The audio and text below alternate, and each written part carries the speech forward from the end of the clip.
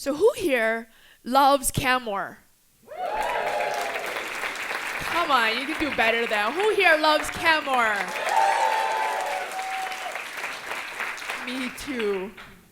Anybody recognize that mountain? You open that door, look straight up. That's Holling Mountain. And he is the reason why I fell in love with CanMore. Before I start with the uncomfortable question, let's get some definitions out of the way. You guys, all of you guys, are the walkers. Not the Walking Dead walkers, but you guys are the walkers. Because I got Hot Wheels on, I'm the wheeler. Once we get out of that way, I'll start. So the uncomfortable question to you is, what do you think is the actual distance between my wheelchair and being wild? Something measurable? Wild like Mother Nature. It's okay, you don't all have to jump up and answer that question all at once. It's okay. The reason why it's an uncomfortable question, because wheelers and walkers, we often don't talk. There's that fear. We talked about the fear earlier. Once you become an adult, when you become a walker, you have to have a fear of speaking out in case you offend me somehow. In case you say the wrong thing. But children don't have that problem. I remember one ski trip, company ski trip, a little girl came up to me and said, "You got really cool wheels." And, "Why are you in a wheelchair? Why? Is it because you're lazy?"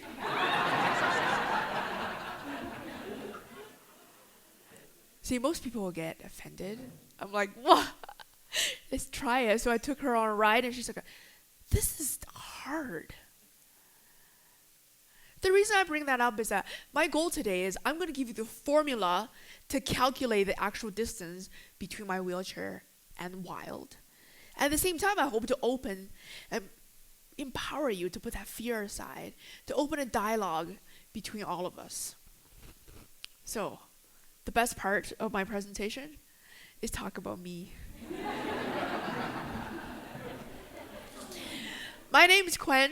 I moved to Canada when I was really young. And this picture was taken of me as a walker.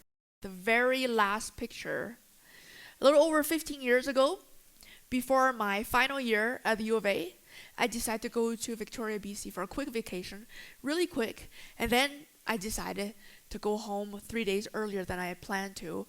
Who here has driven on the Coquaholla highway before? Just a few of you. And you know the road is not the easiest to drive on. For me, I started early morning, was beautiful out, and as I almost hit about 1,200 meters, that's the highest altitude on the Coquaholla highway, I fell asleep. My car went, I missed a turn. My car went straight. I went down a cliff. And I woke up a week later at the hospital from a coma. See, I didn't have time to fear for my life. Because when I woke up, all I heard is beep, beep, beep. There are machines everywhere around me. I couldn't move anything except for my eyes. Then doctor came to me, very lovely man. He said, "Well, I have good news and I have bad news. What do you want to hear first?" I opened my mouth, I had a trach in, no voice come out. You know, having a trach for somebody who loves to talk so much does not work out very well. So I nodded. He said, "Well, the bad news is that when you fell off the cliff, you were ejected from a vehicle for about 40 meters. You broke your C6-7, your neck. You crushed your L3 in your back. 13 fractures on your right shoulder. Broke your right wrist. Crushed your left foot. And punctured your left lung." And for the good news, you are one of those lucky people to be alive. Thanks, doc. I didn't even have time to realize what's going on before another doctor came into my life and said, "Kuen, I don't know if you know what it means to be a quadriplegic. It means you lose all your independence. Your bowel routine, you can't walk, you can't do anything what you used to do So the long story short is that you are going to be dependent on the taxpayers for the rest of your life, and you're going to be dependent on someone for the rest of your life. So whatever your dreams and your hopes you had before, forget them. Nice doctor. And then I started my wild life 6 months after I got out of the hospital. What is to be wild when you're in a wheelchair? Actually, first step, being wild in a wheelchair, is to get over that first threshold from your house to the outside. I don't know about you. My arms were weak. Pushing my weight plus the weight of wheelchair, I counted within 1 block of my house, there are 12 potholes, 12 grooves, the street's not flat, and I had to sleep for 2 hours after my first wheel out for a block. That was the initial start of my life. Then I thought, who are you to tell me what my future is going to be like? So I worked my ass off, and I became the first quadriplegic to earn a Bachlore of Education Degree. Thank you very much. See, that moment, I found the wild Kuen within. It's so exciting. It's like an addiction, just the start of it. Then what do you do after that? You go one step further. Even further than this. I started playing Murderball. I started canoeing down North Saskatchewan River. By the way, I couldn't even look down to eat breakfast the next day. I got pushed out of a perfectly good plane. And I started lettering comic books for DC. Plus, I came to Canmore and I started downhill skiing. You know how exciting it is when you go down at 60 kilometers an hour, you pass all the walkers behind you?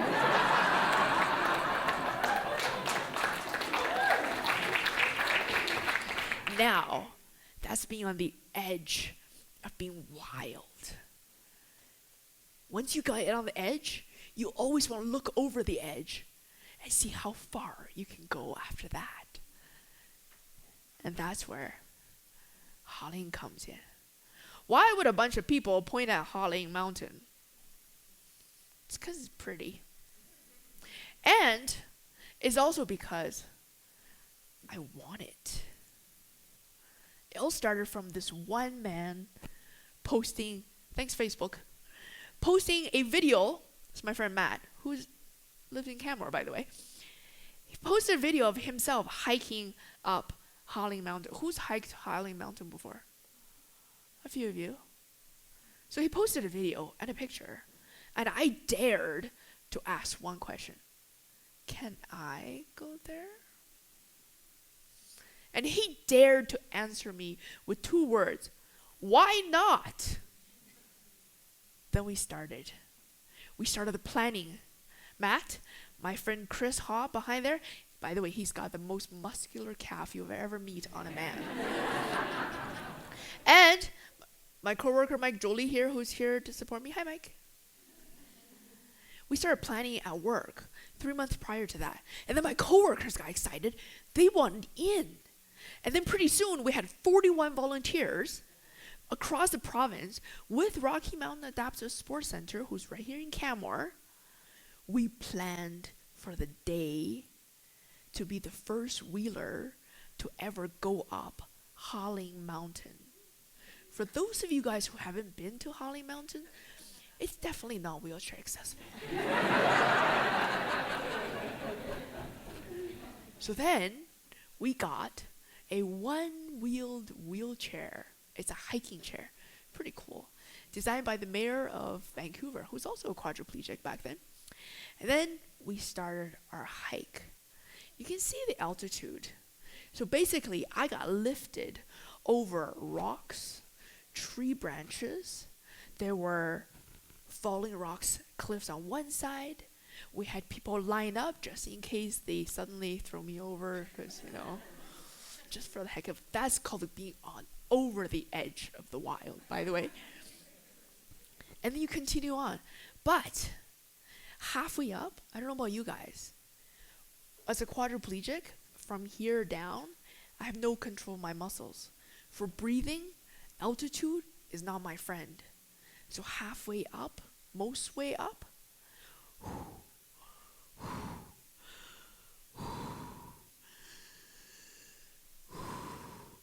it gets really hard to breathe. We're all the way almost there. Do we stop? Hell no. Then we continue. We decide. Cliff on one side, cliff on the other, and we continue to go up. I got dragged, pushed, and pulled up the mountain. And what do you do when you're almost up there? I'm Chinese. Selfie.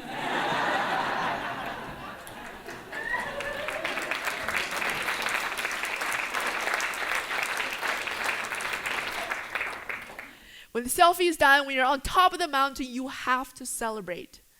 Every time I look at this picture, I remember the moment when we got on the top, when you can see all the tired people, your supporters, how exciting it is, how no wheeler has ever gone up to the top of Holling ever before. And I'm the first. It's so exciting. That's called getting over the edge. You don't think about fear. When you're on the edge of being wild and you find your wild self, you don't think about anything else except for, holy shit, this is pretty awesome. Well, when you get to the top, what do you do after that? Oh, you gotta find more things to do, ladies and gentlemen.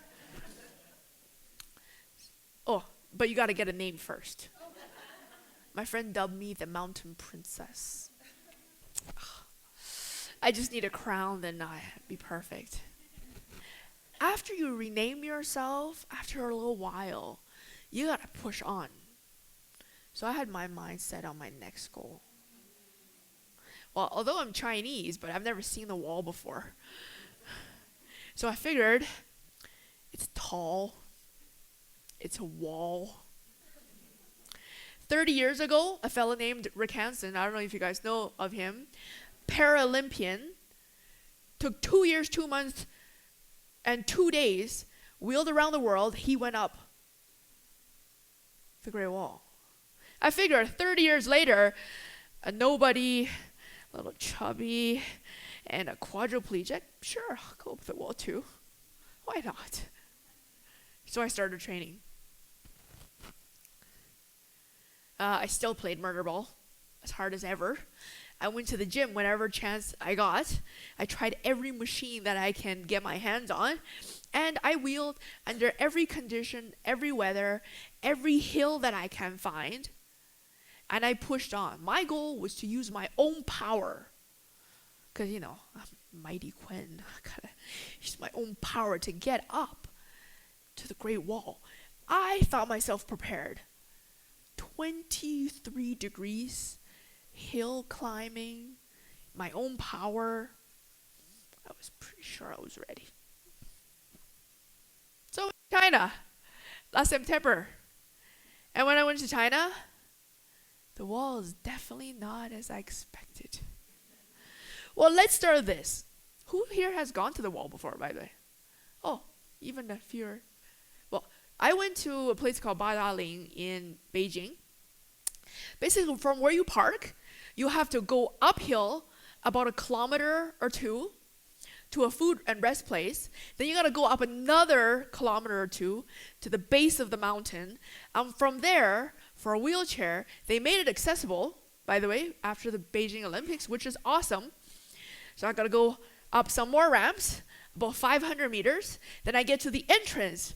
Wow, I can finally wheel the wall. No, you have to actually wheel up the wall with uneven rocks, about a 30-degree angle, get to the first gun tower. You got to go over 1 step, and then 2 steps down, and then you're faced with 8 steps, and then I'm on the wall.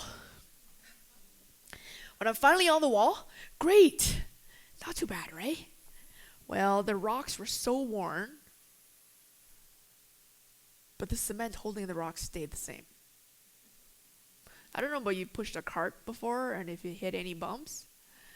My little wheels going over the cement at a 20-degree incline about, slightly slanted, smog, heat, people just step in front of you and walk around. I was ready. So here's a picture about the depth.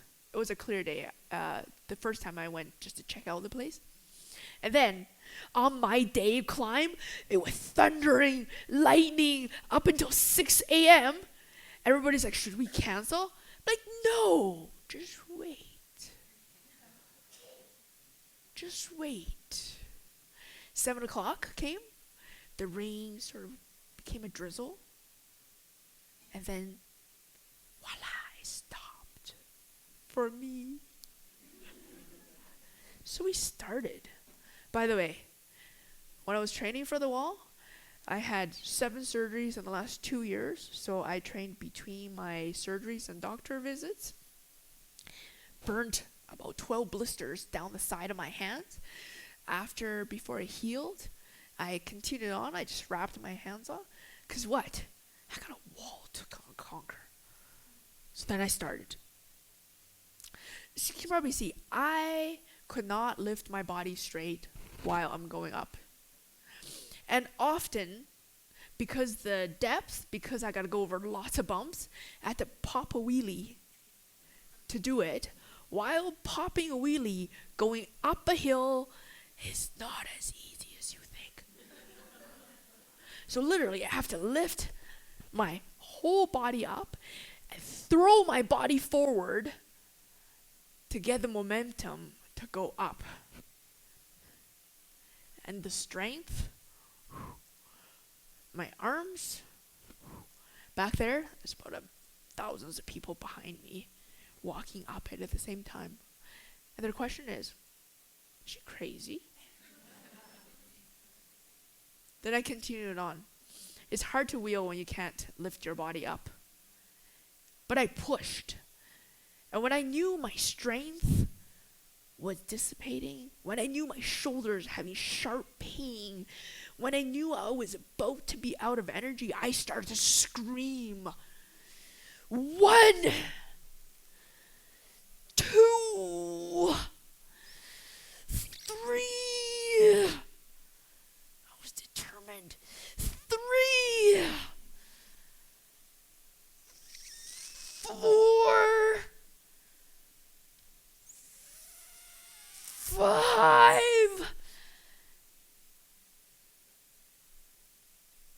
stopped for a second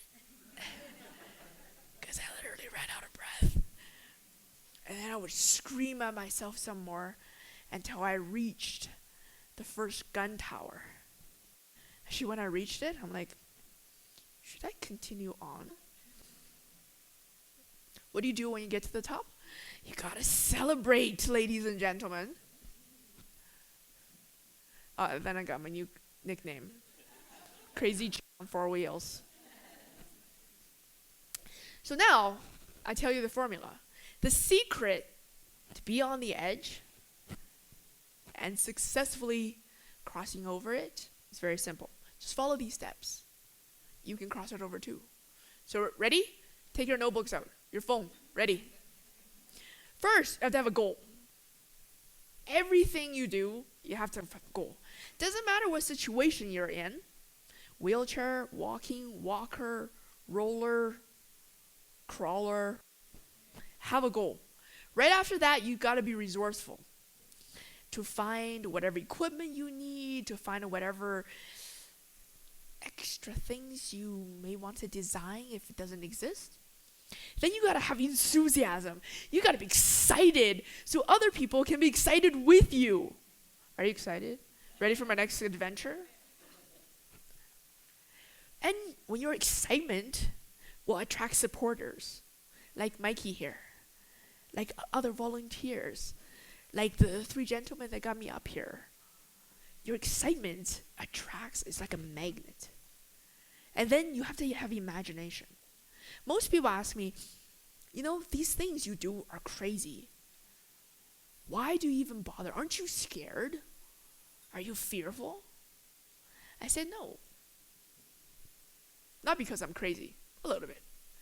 I said no because every night I imagine myself at my end line.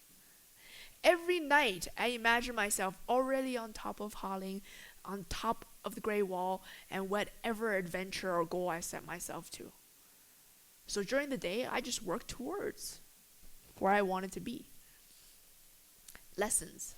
You're going to have a lot of failures. Trust me, a lot of failures. But if you take each failure as a lesson learned, you can change. You can evolve. And you have to have encouragement. You have the encouragement for yourself, for others, and you have to empower each other to go on. And then never give up. Never. Because what you want to do is too important. The wild self is too good for you. It is an addiction, by the way. And you got to celebrate. Party on. Party on in Canmore. Maybe tonight. And you have to evolve. Like my nicknames for myself, you have to evolve, become a new person, become better, become something you've never done before. And what does that all mean? Here's a new word, resilience. Most people will say, hey, you're just one of a kind. You're just that crazy chick that won't let anything go. You're just that stubborn person. Circumstance put me here. But if you have resilience on your side, that's resilience with a goal, by the way. You have resilience on your side, you can find your wild self anytime you want. So then, what is the distance between my wheelchair and the wild? It's the fact that whether you have a disability or not, whether you're tall or not, whether you have red hair or not, whether you have a beard or not, whether you're Chinese, Canadian, or whatever you're not, we're essentially all the same if you have resilience. Once you have all that, that only leaves one question, ladies and gentlemen. What is the distance between you and your wild? Thank you very much.